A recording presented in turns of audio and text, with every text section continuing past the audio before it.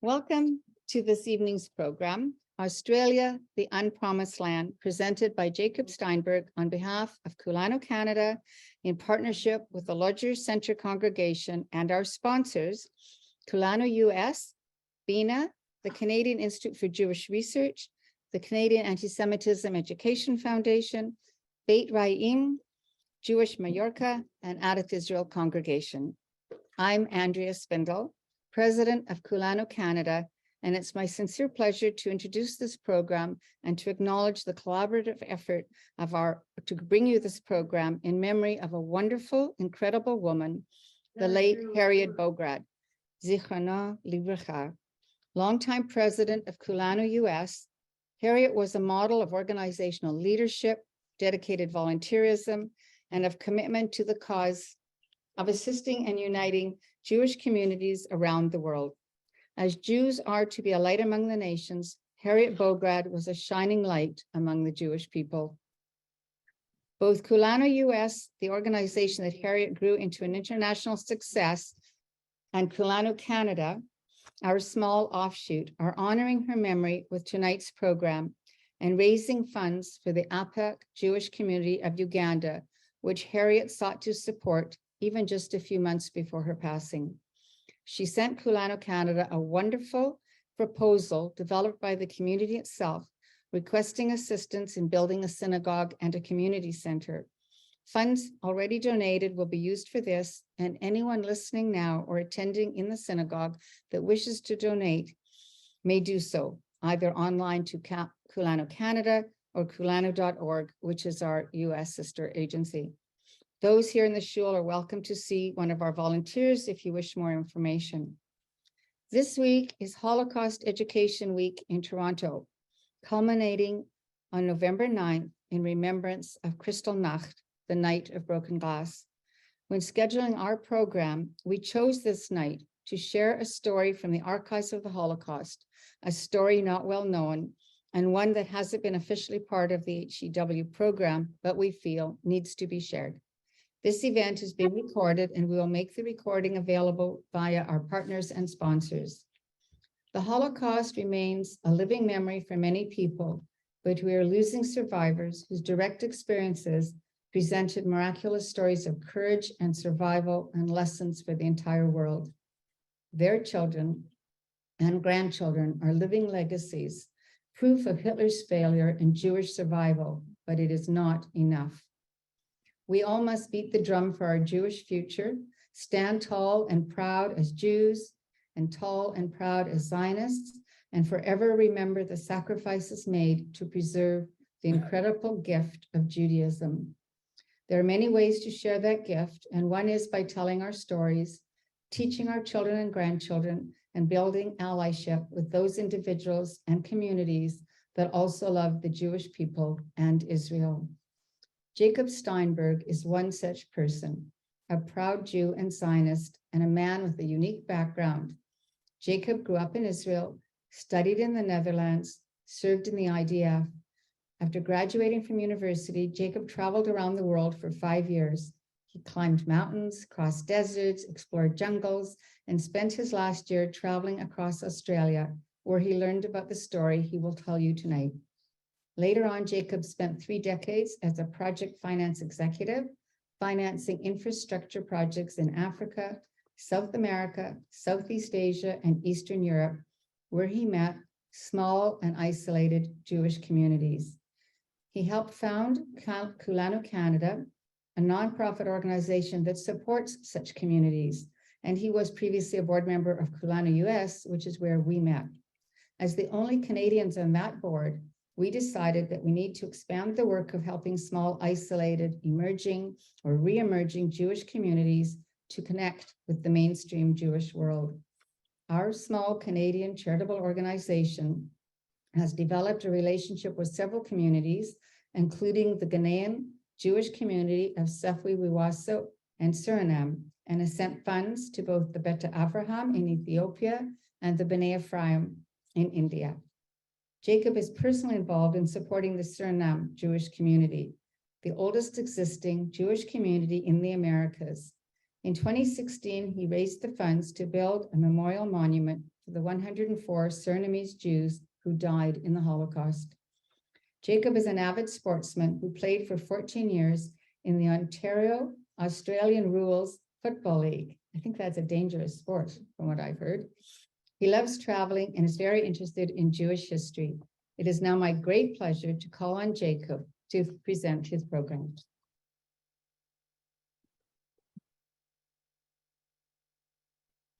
Thank you, Andrea and Rafi, for inviting me to speak tonight. Thank you to the organizers and to our sponsors. And thank you all for joining me tonight.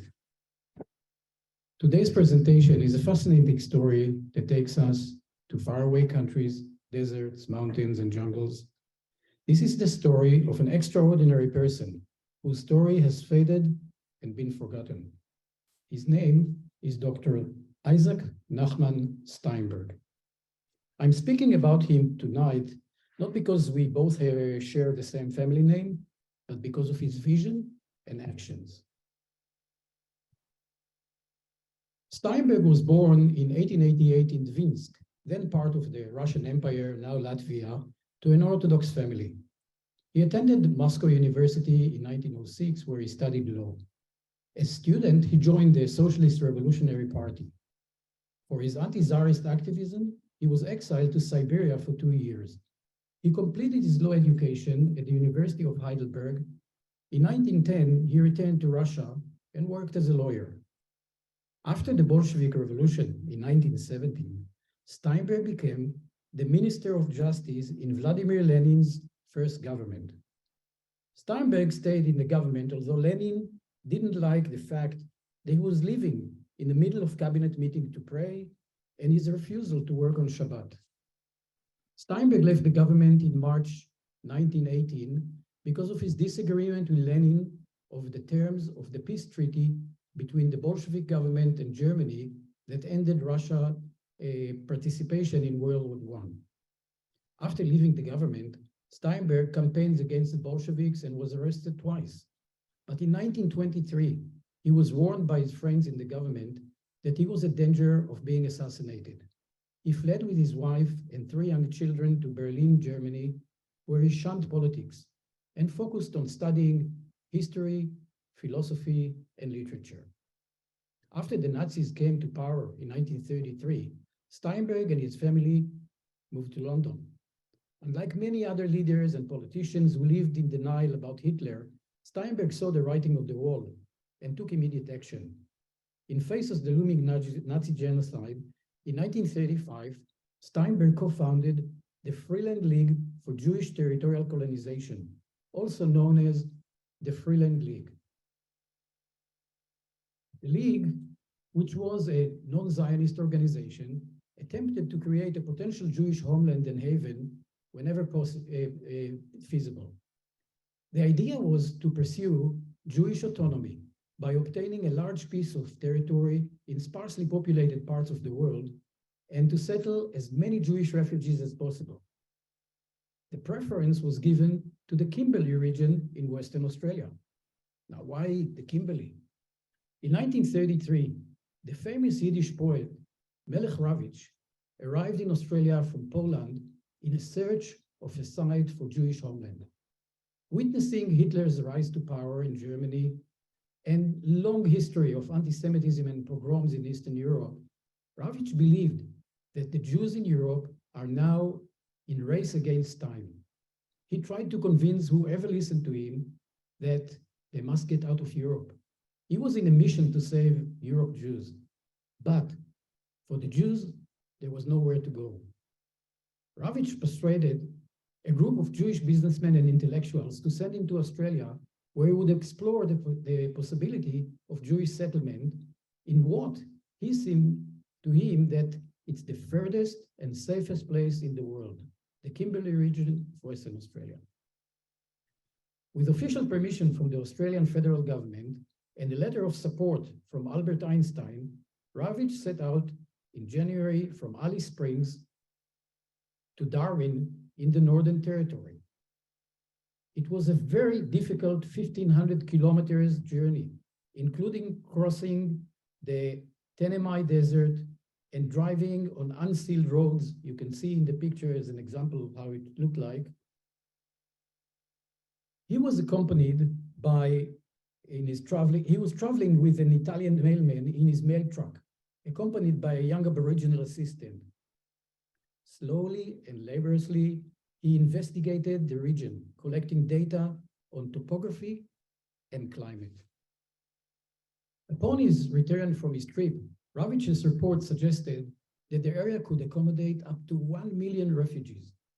But the government in Canberra wasn't convinced. They feared that the Jews were mainly urban dwellers, and they would quickly leave the Kimberley for the main cities of Australia. And a newspaper in 1934 reported that the government of Australia didn't want Australia to harm Britain's relationship with Germany by opening the Kimberley to all the Jews who left Germany since the Nazi came to power. The plan was shelved. In May 1938, an article published in the Jewish Chronicle newspaper in London, written by an Australian journalist, which outlined the Kimberley region of Western Australia as a possible site for settlement for the growing number of Jewish refugees in Europe. So let's have a quick look about Western Australia and the Kimberley. The state of Western Australia comprises of about 1/3 of the total area of Australia. To give you an example, this is a map of Europe. Western Australia is bigger than Germany, France, Spain, Italy, England, Greece, Portugal, Ireland, Holland, Belgium, Denmark, Austria, and Switzerland combined. In other words, Western Australia is bigger than Western Europe. For the American audience that with us today, if you compare it to the United States, it's about 25% of the size of the United States. It's the states of California, Oregon, Washington State, Idaho, Utah, Arizona, Nevada, New Mexico, and Colorado combined. So it is a huge, but with very few people. In 1939, there were only 450,000 people living in Western Australia. About half of them lived in the capital city, Perth. Today, Western Australia has about 2.6 million people, compared to almost 280 million people in Western Europe, less than 1%. Most of the people, more than 2 million, live in the southwestern corner of the state in Perth and the port city of Fremantle. The state is very rich with natural resources such as iron ore, gold, diamonds, and oil and gas. The Kimberley size is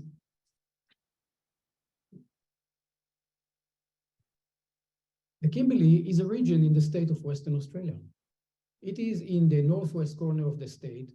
And to give you an example how it looks like, it's in a land of extremes with rugged mountains, dramatic gorges, sweeping plains, and it's a land of drought and floods. The Kimberley is one of the hottest parts of Australia.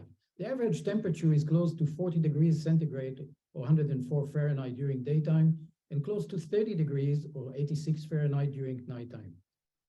The Kimberley has a tropical monsoon climate with 2 seasons, 8 months of dry season and 4 months of wet season with torrential rains, floods, and devastating cyclones. The Kimberley size is about the size, 2 times the size of England and bigger than Germany. In 1939, there were no roads in this vast region. Even today, there are only 2 main roads.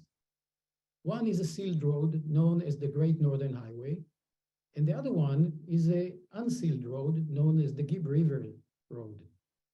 So, in a land bigger than Germany, where 83 million people live, in the Kimberley in 1939, there were less than 4,000 people, mainly Aborigines.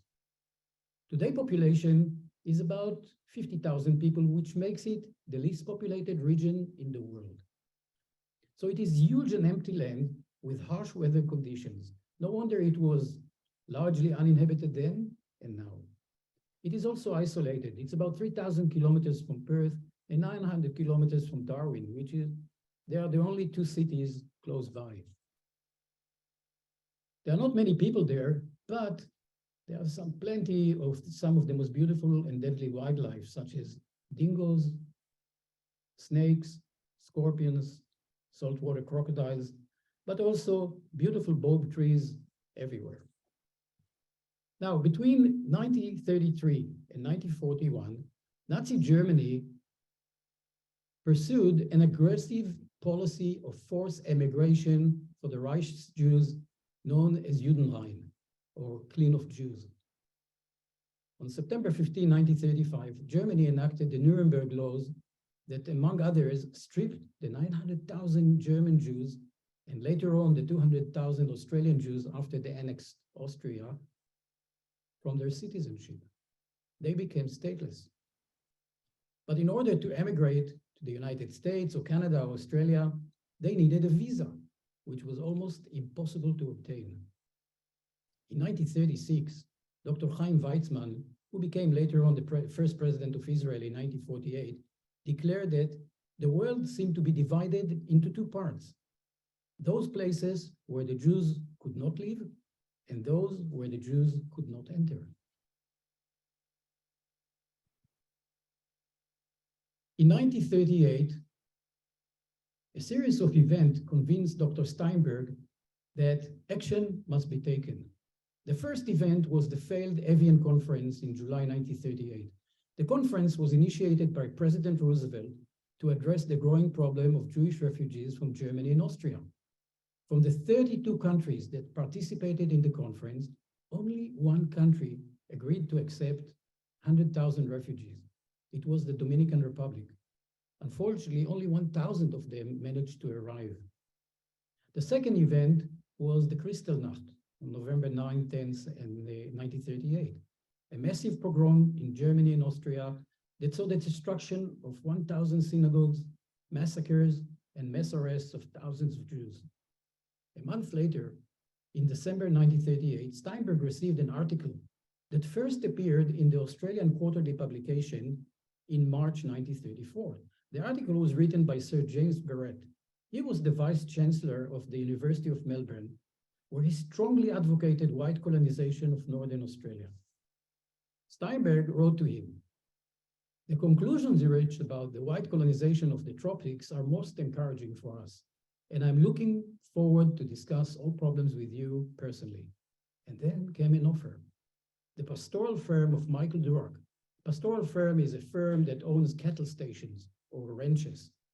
They offered the League to purchase 16,500 square kilometers in the Kimberley region of Western Australia. The reason for the offer was that after a decade of very low beef price and the depression, the firm was heavily in debt and they needed to raise cash. So they offered to sell it for 180,000 pounds sterling, which is about 26 million US dollars in today's money. Steinberg decided that it's time to act.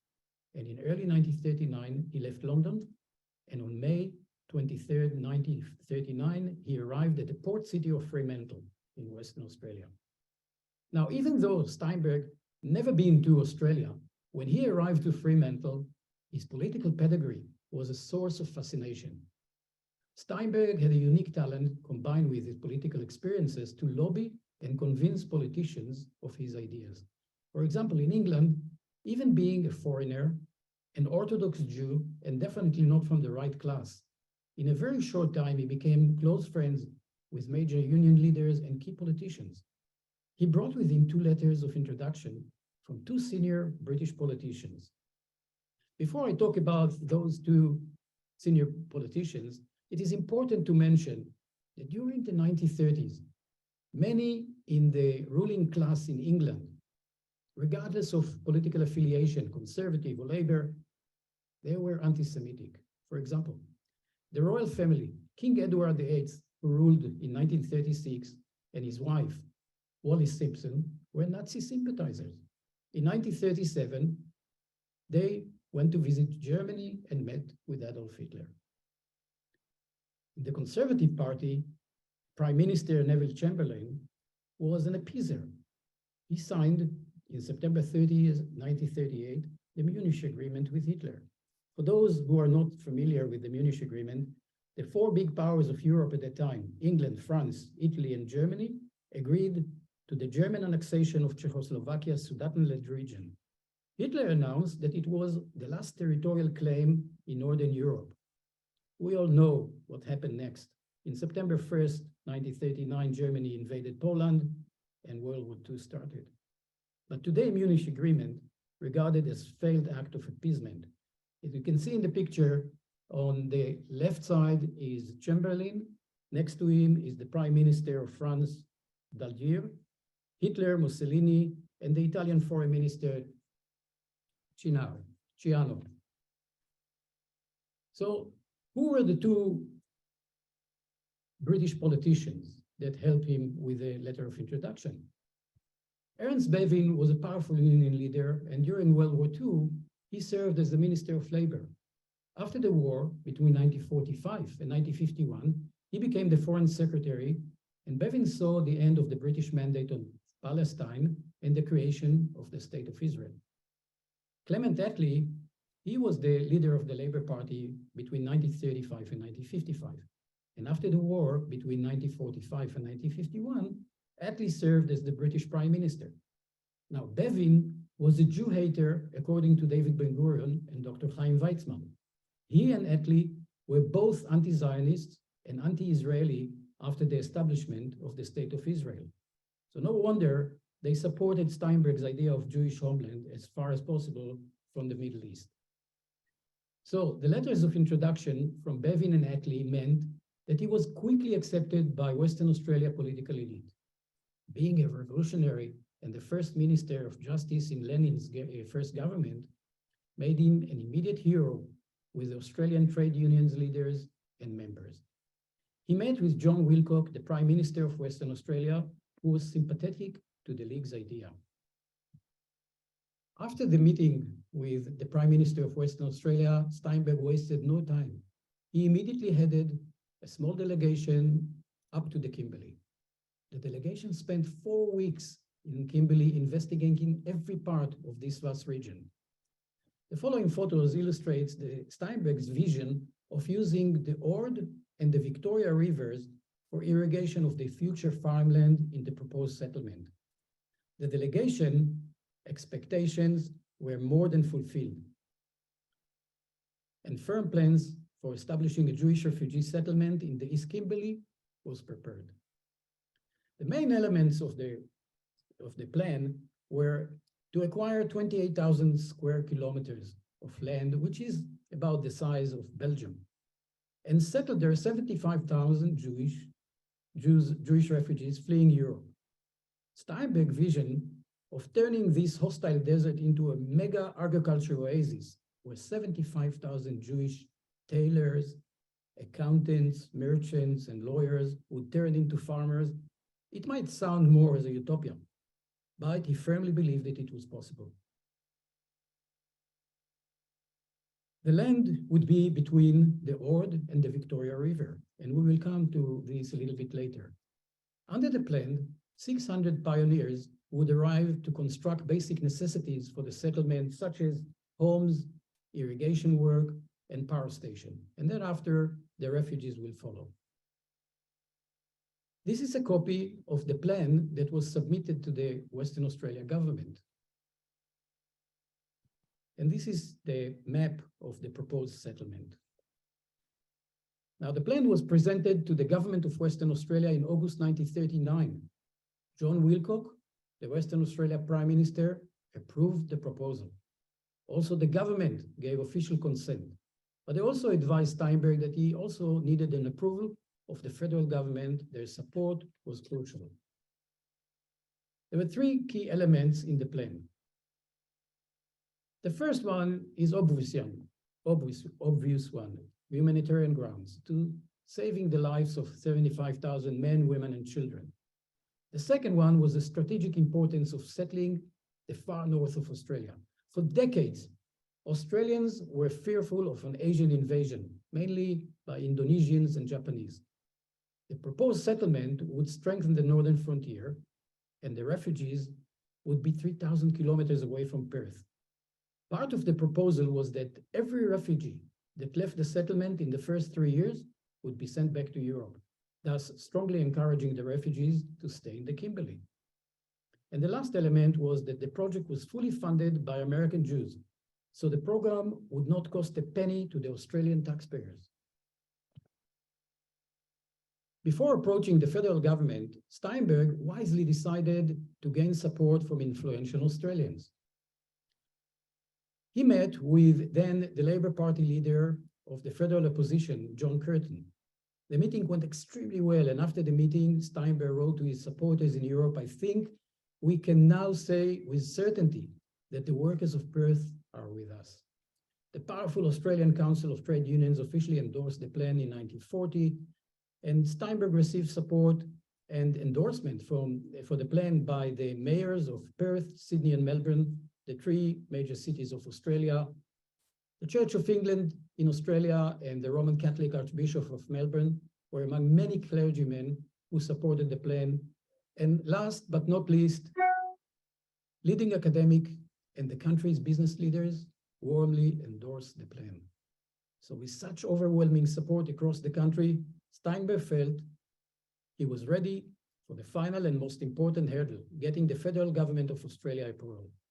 In August 1940, the Freeland League delegation had sent a memorandum to Federal Prime Minister Menzies outlining the plan. Now, while lobbying across Australia for his plan, in early 1940, Dr. Steinberg met in Melbourne with a young 28 years old man named Critchley Parker Jr. He was the only son of a wealthy publishing magnate, well connected to the Australian elite. The meeting took place at the house of a famous Jewish journalist, Caroline Isaacson. Caroline Isaacson was born in Vienna, Austria. She was educated in London and married a Jewish lieutenant in the Australian Imperial Force who participated in the landing in Gallipoli in World War I. They moved to Australia in 1926, where Caroline became active in the Melbourne Jewish community, and especially in helping Jewish refugees that started arriving from Europe. When she heard about Dr. Steinberg and the Freeland League plan to settle 75,000 Jewish refugees in the Kimberley, she became involved in their efforts, using her contacts to lobby influential Australians to support the plan. Now, Critchley, who admired her work, fell in love with her, even though she was 11 years older than him, married with 2 kids. Critchley thought that if the Kimberley plan will fail, there should be a plan B. Critchley thought that if the Kimberley plan will fail, then let's find another place. So he managed to convince Dr. Steinberg to create a Jewish territorial homeland in Port Davey, which will be a perfect haven for 50,000 Jewish refugees. Port Davey, which is on the southwest coast of Tasmania, is one of the most remote and inaccessible places on Earth. Tasmania is an island, for those who don't know, of the south coast of Australia. And if you can see, in the southeast side is Hobart, which is the capital of Tasmania, and on the southwest side is Port Davey. Port Davey area is home for stunning mountains, thick rainforest, wild rivers, and unspoiled coastline. Critchley thought that if the Kimberley plan will succeed, Port Davey could save another 50,000 Jews fleeing the Holocaust, bringing altogether the number to 125,000. We have to understand that Tasmania's population in 1940 was only 240,000 people. So accepting 50,000 refugees, which is 20% of the population, it is like equivalent to accepting 3 million refugees in Ontario in 1 year. For that moment on, Critchley devoted all his time and energy to develop the plan for the Jewish homeland in Tasmania.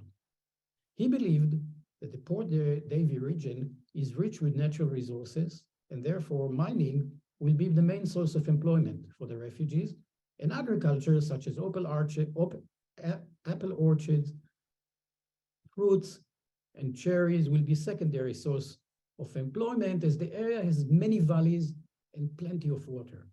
In addition, small businesses such as perfume manufacturing and luxury consumer goods could be developed as well.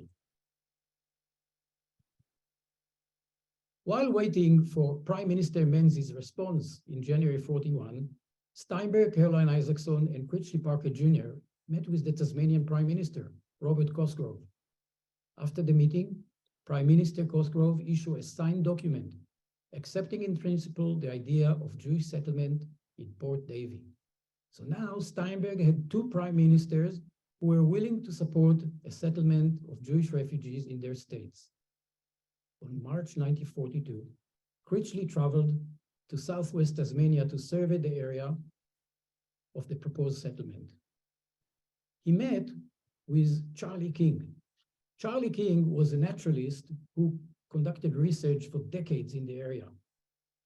Critchley, who was an experienced bushwalker, was taken by Charlie King in his small boat to the Port Davey area.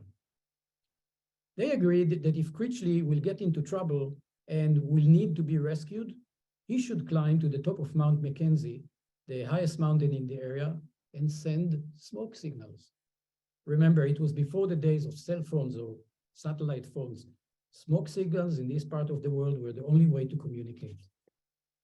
Unfortunately, in April 1942, after 3 days, the weather turned bad with heavy rain, hail, and violent winds. After 7 days, Critchley fell sick with pleurisy. With great difficulties, he climbed Mount Mackenzie in 3 different days. But because of the heavy fog, his distress smoke signals were not seen. His matches got ruined by the damp from the heavy rain, and he returned to his tent. While sick in his tent, Critchley Parker Jr. continued to develop the plan for the settlement. In April 19, 1942, he wrote a letter to Dr. Steinberg, telling him to die in the service of so noble a cause is to me a great satisfaction. And if, as I hope, the settlement bring happiness to many refugees, and in so doing serves the state of Tasmania, I die happy. 3 weeks after his arrival, Critchley ran out of supplies, and 2 weeks later, he died in his tent from pleurisy and starvation. He was 31 years old. 4 months after his death, his remains were found on September 4th by a group of fishermen finding shelter from the severe weather. He was still in his sleeping bag, surrounded by plans and notes for the new Jewish homeland. He was buried at the foot of Mount Mackenzie, overlooking the beautiful waters of Bathurst Harbor. If you can see, it says on his tombstone, Critchley Parker Jr., who lost his life on a walking tour from Port Davey. There's nothing mentioning what the hell he was walking for in this part of the world. After receiving the plan in August 1940, Prime Minister Menzies took the proposal to the cabinet, and from that moment, delay became the name of the game. In February 1941, the cabinet deferred consideration of the proposal until a more appropriate time. At the same time, thousands of Jews died in forced labor camps from exhaustion, starvation, and exposure all over Europe. In October 1941, the Menzies government resigned, and a labor government headed by Steinberg's friend, John Curtin, took office. Steinberg approached the new government, but 2 months later, Japan joined the war. Pearl Harbor was attacked on December 7, 1941. Official consideration of the plan was postponed again.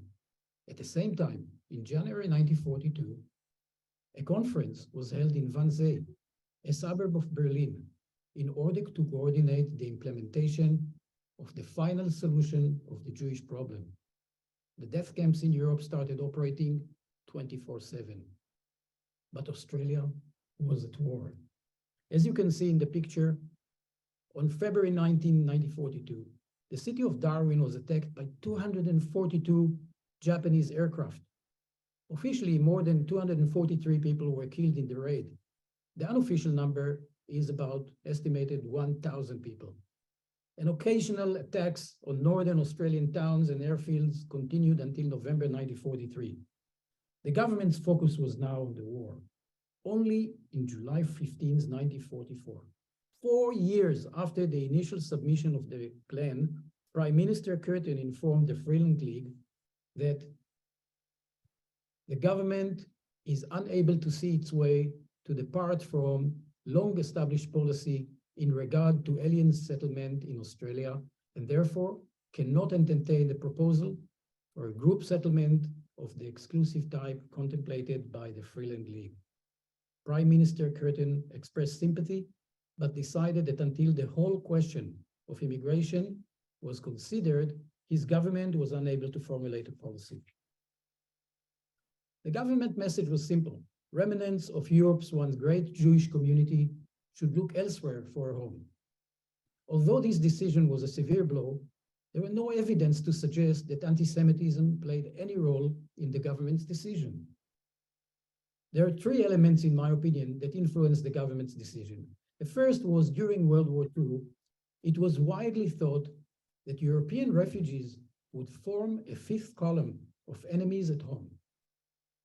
Despite being victims of the Nazi persecution, the few Jewish refugees who were fortunate enough to settle in Australia, in the first years of the war, they were classified officially as enemy aliens.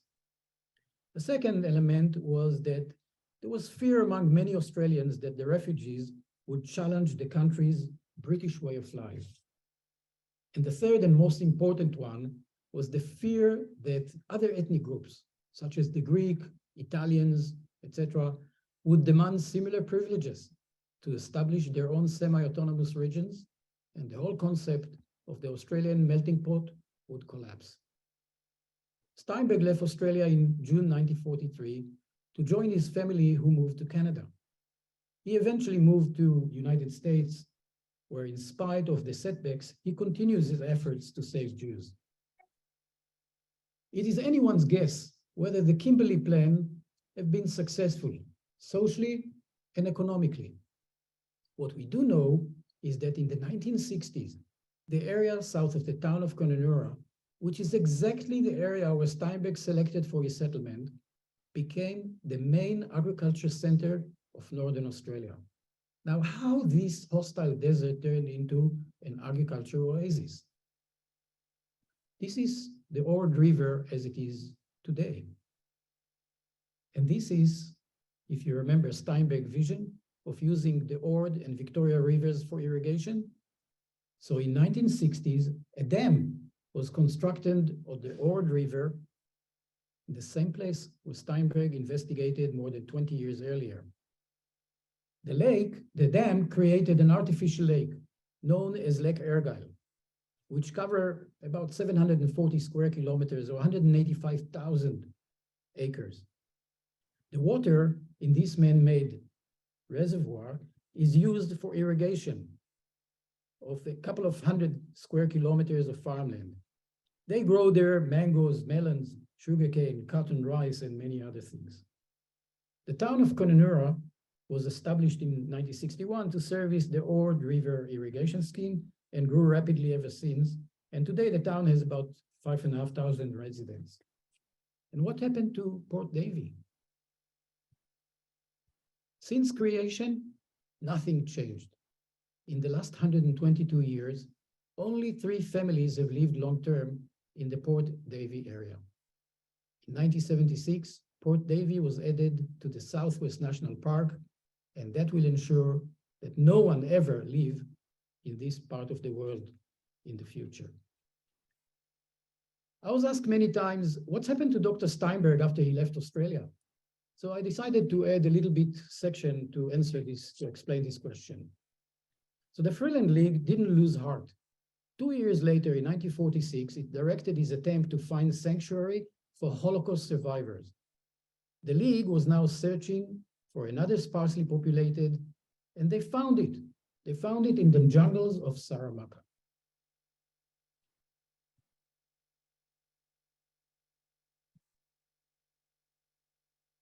Oops.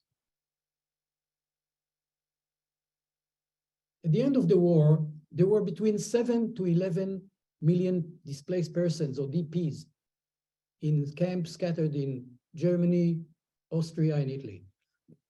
Among them, there were 250,000 Jews, Holocaust survivors. Most of them were in German DP camps, Now, with the British restrictions on immigration to then Palestine and the slow acceptance of Jewish refugees in Western countries, for example, only in 1948, 3 years after the end of the war, US authorized 80,000 Jews from DP camps to be accepted as immigrants.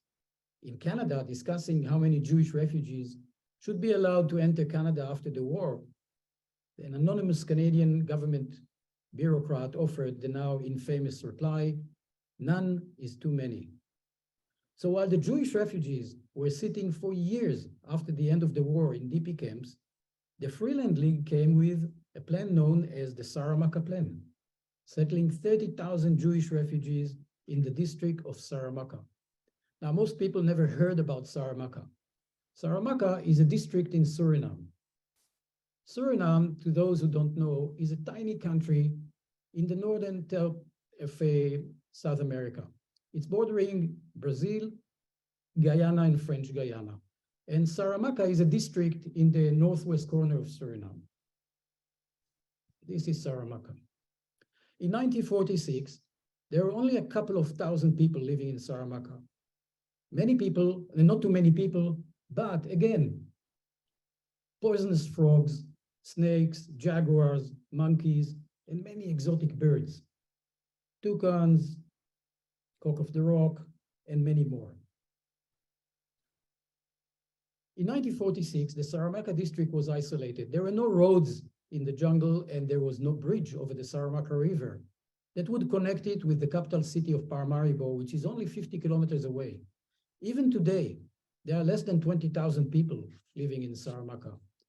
In 1946, Suriname was a Dutch colony called Dutch Guyana. It had about 180,000 people. Only a few thousand of them were Dutch. They were the administrators, the professionals, and the farmers. The Jewish community was about 800 people at that time. In 1946, the League met with high-ranking Dutch officials to discuss the idea of resettling the 30,000 Jewish refugees in Saramaka. In February 1947, the League was informed that the local Surinamese parliament had no objection to the proposed Jewish settlement. For those who don't know, Suriname, the Jews were the founders of the country in 1639, and they were very well respected and accepted there. In April 1947, a delegation headed by Dr. Steinberg was sent to Saramaka to study the land and to develop a plan for the settlement. The League also secured $35 million from American donors, which is equivalent to about $475 million in today's money. That meant again that there will be no cost to the host country, Suriname. Soon after, the Surinamese government signed an agreement providing the 30,000 Jewish settlers the right of autonomy, where Yiddish would be the language of education. That was the Freeland League's vision, an Eastern European-like Jewish life in the jungles of the Amazon basin. As the news broke, thousands of Jews in a DP camp in Vienna, Austria, announced their eagerness to leave for Saramaka. The League worked tirelessly on starting to implement the plan, but on May 14, 1948, the State of Israel was established. After severe pressure from the Dutch government, the Surinamese local parliament caved into the pressure and informed the Freeland League that all negotiations were suspended and the Jews now had their own state and they can go to Israel.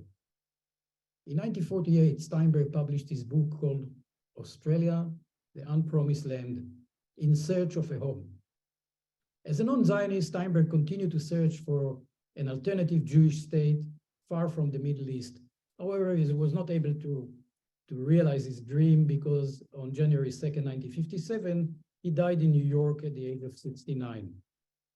His close friend, the psychologist Erich Fromm, wrote about him, "Many people would have called Isaac Steinberg a dreamer or visionary, and yet he was one of the true and unfortunately few realists of our time." Unfortunately, Dr. Steinberg, a socialist, revolutionary, and Orthodox Jew, and Critchley Parker Jr., a non-Jew, never got the recognition they deserve for trying to save 125,000 Jews during the Holocaust. Thank you very much for listening. And if you have any questions, I will be more than glad to answer them. Thank you, Jacob. That was terrific. And we are going to take some questions. I'm going to Leave it stop. there because I have maybe some other slides to show. Oh, do you have? Yeah. Oh, okay. Jacob has a few other slides, but I thought maybe I would ask a That's couple okay. of Yeah, questions absolutely. first, and then we could do that. Okay, yeah. Because you didn't mention how you came to know about Dr. Steinberg at the outset. Yeah. Okay. When I arrived to Australia in 1940, it was after 4 years of traveling around the world. I had no money and I was looking for a job quite desperately. But I was very lucky. After a week, I got a job in a mine near the Kimberley. At that time, I had really very little idea about the Kimberley and the region. I flew at night with 2 other British guys in a small airplane, and at 6 o'clock in the morning, I was stunned. It was at 6 o'clock in the morning, it was very hot. And when we drove in the car, I remember the radio in the car said, it's a beautiful winter day in the Kimberley, 32 degrees or 90 Fahrenheit. So we drove a couple of hours. This is the landscape that we saw. And it was just the same as we saw before. Huge empty space with red sand and rocks. After a month in the mine, I returned to Perth and became the warden of the Perth Youth Hostel. Now, to remind you, in 1980, Perth wasn't a tourist destination. Very few people crossed from the East Coast. It's about 3,500 to 4,000 kilometers from Sydney or Melbourne to Perth. So unless you had a job in the mines or on your way to Asia, people didn't come there. So I didn't have many hostlers in my little hostel, but every Thursday night, we used to go to a nearby pub. One Thursday, I was talking in the pub with a young Jewish American from New York. He asked me, Jacob, are you related to Dr. Steinberg? Which one of them, I asked him. The one who tried to save Jews during the Holocaust, he said. And I said, where was he? He said, here in Perth. He tried to save 75,000 Jews by turning them into farmers in the Kimberley. I told him that I just returned from the Kimberley and it's hot like hell and nothing grows there. So I asked him, how did you know about him? He told me that he read his book a few years ago, and it's called Australia, the Unpromised Land. So the next day, I went to the Perth Public Library and to the University of Western Australia Library. They didn't have the book. Now, in 1980, there was no laptops and no Google was born 18 years later, so there was no way to find anything if you don't have it in the library. So I gave up trying to find out about Dr. Steinberg. Now, 28 years later, I was working in Suriname for 2.5 years. And one day when I was at the office of the Neve Shalom Synagogue, I saw a small booklet written by Alexander Heldring. He was a former Dutch ambassador, and it was a summary of his PhD thesis he wrote it for the University of Groningen in Netherlands, and he sent to the community a copy of the summary of his dissertation as an appreciation for all the help that they helped him to do his research. So after reading this booklet, I realized that Dr. Steinberg from the Saramaka plan is indeed the same Dr. Steinberg that I heard about in 1980 in Perth. Now, for the last 10 years, I made my research, and one thing that struck me is that if you ask 99.99% of the people in Perth or in Suriname, who's Dr. Steinberg? Almost no one ever heard about the name and they don't know who he is. So the probability also of someone visiting both places, Perth and Suriname, and listening or meeting material about Dr. Steinberg is almost zero. But I'm glad it's happened. And I'm glad that it happened to me because it was a wonderful journey to find out about his story. Thank you. Thank you. I'm sure the Steinberg name helped. You mentioned Malik, is it Malik Ravage? Yeah. And what happened to him? Oh, Melech Ravitch, the Yiddish poet who decided that the first explorer of the Kimberley as a refuge for Jews. Melech Ravitch was his pen name. His real name was Zecharia Hune Bergner. He was a character. He truly believed that the Jews are fighting a lost war and they are against time. And that's before the Nazis even came to power. He tried anyone, as I said in the presentation, to convince anyone and everyone to get out of Europe. The land is burning and you should find another place. So after he came back to Warsaw, to Poland, after his research and his report was rejected by the Australian government, he stood by his word. He started immediately to look for a way to leave Europe. And he got a visa to Australia in 1935. He moved to Australia. And 2 years later, his wife and 2 kids joined him. But he was a true wandering Jew. In 1938, he packed his gear and moved to Argentina. He lived there for a few years, and then he moved to Mexico. And then he moved to New York City. And then he moved to Canada in 1941. And in 1954, he moved to Israel because his son was there. And at the end, he returned to Montreal and he lived there until he died in 1976. 2 interesting points. One, his son, Yossel Bergner, is one of the most famous painters in Israel. He won in 1980 the Israel Prize for Art, which is the highest honor in Israel. And in my research, I found out a very interesting point. The Yiddish writer, Isaac Bashevis Singer, who won in 1978 the Nobel Prize for Literature, he credited Melech Ravitch for saving his life because he said he convinced me non-stop to leave Europe. And in 1935, he managed to get a visa to the United States. And he said, because of him, I was alive and thriving. So that's the story of Melech Ravitch. I just want to follow up on your comment. A couple of times you mentioned that Dr. Steinberg wasn't a Zionist. I guess you're saying that because he didn't immediately seek to find a home for the Jews in the Middle East. But I found it paradoxical because he was originally working with the Russian socialist communist regime. And we know that Israel was founded by very leftist, socialist-leaning individuals from Europe and would not have come into being if Russia hadn't actually voted in favor of its establishment. So was there ever any rapprochement with the Israelis on the part of Steinberg? We have to understand that at that time, there was no Israel. It was the British mandate of Palestine. And the British issued, if you remember, the white paper that banned immigration to Palestine for the Jews. Very certain number of certificates every year was given, and that's it. So to try to save a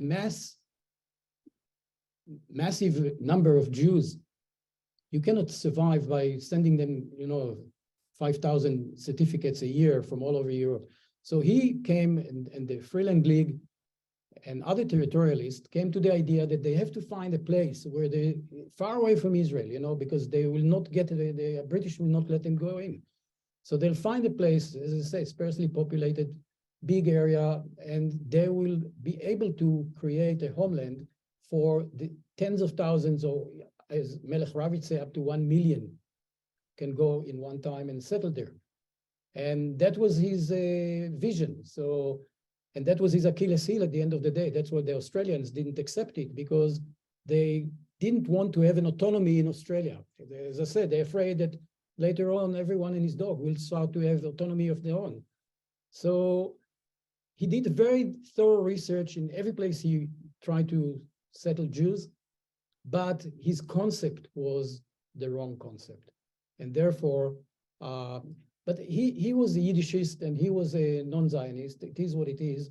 And he didn't fight against the state of Israel or the Jews in Israel, but he just didn't see it as an option for massive immigration of Jews from Europe.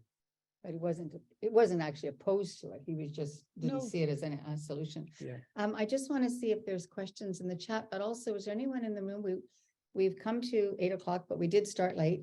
Alan, if you'd like to ask a question, would you speak very loudly or come up to the mic? How's this? Can you hear me? Yeah. Excellent. Couple quick questions for you, Jacob. First of all, where did Steinberg and his family live in Canada and for how long? Secondly, what is the difference between the Freeland League and the Jewish Colonization Organization? Okay. He lived in Montreal. He moved to Canada from London, but he was on his way to New York. He couldn't get a visa because of his background of being part of Lenin's first government. But at the end, the Eleanor Roosevelt helped him to get the visa. She sponsored him, and he moved to New York. So he lived only a couple of years, and couple of years in Montreal. The family lived because they moved to Canada when he was still in Australia. But he joined them, and then they moved when they got the visa to go to New York, to the United States. Now, there were other territorialist groups at that time in Europe. And they had other ideas to go and to try to create homeland for the Jews in Africa, in Kenya, in Uganda, in Madagascar, in all kinds of places. But Steinberg was focused, when he founded the Freeland League, on immediate solving a problem that was, the land was burning. About, the Jews had no place to go. Visas were not given to any place. So he said the only solution is to do it. And the Freeland League, which was another territorialist group that they established at that time, they thought that they will do better than the other territorialists who were more, visionaries and ideas, but he took the matters in his own hands and led, and others didn't do it. Only him and Melech Ravitch did something really. And Ravitch, once it failed, he gave up. He moved on and took care of himself. But Steinberg never gave up. He continued and continued and continued, and the League continued to live in New York after that, and it became kind of a Yiddish.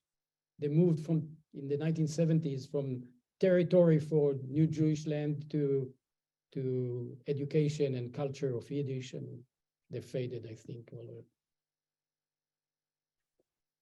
What about Steinberg's descendants, his own children and grandchildren? Do they know the story? Has this been acknowledged in some way, or has anyone ever honored him? I know that there were some people that recognized him. Even Zev Jabotinsky, that was the revisionist, what is the Likud party today in Israel, the right wing.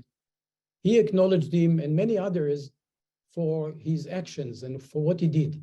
But it was a sentence that they said in some conference or something, and that was it. Steinberg had 3 kids, 2 girls and a boy. I don't know what happened to the girls in New York, but I know that his son, Sam, was a professor for history of art in New York.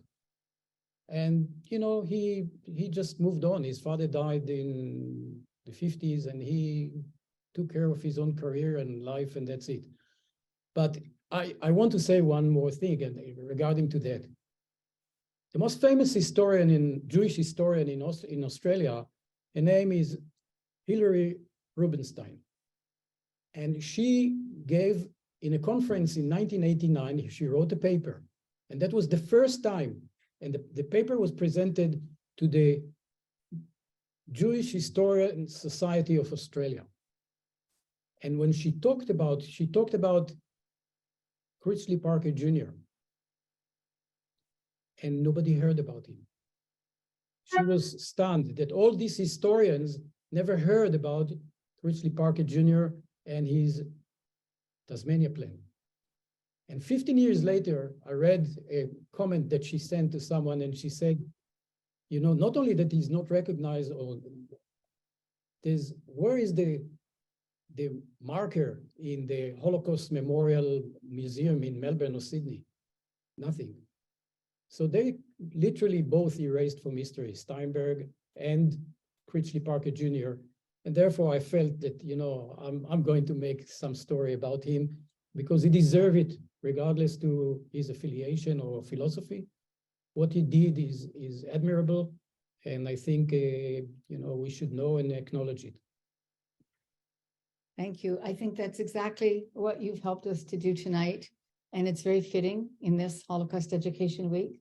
And this video will be available to everybody that registered and everyone on the member lists of all the different sponsor organizations.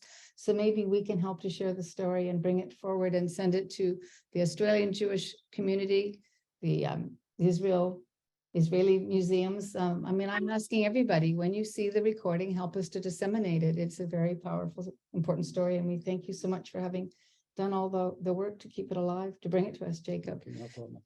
Given the time, I just want to thank everyone who's participated tonight, those of you in the room with us at the Lodzer Center, and everyone on Zoom. Have a very good evening. Thank you again. Be well. Thank you, Jacob. You're welcome. Thank you. Special thanks to Ravi and David and Ilana, our tech support. Good night.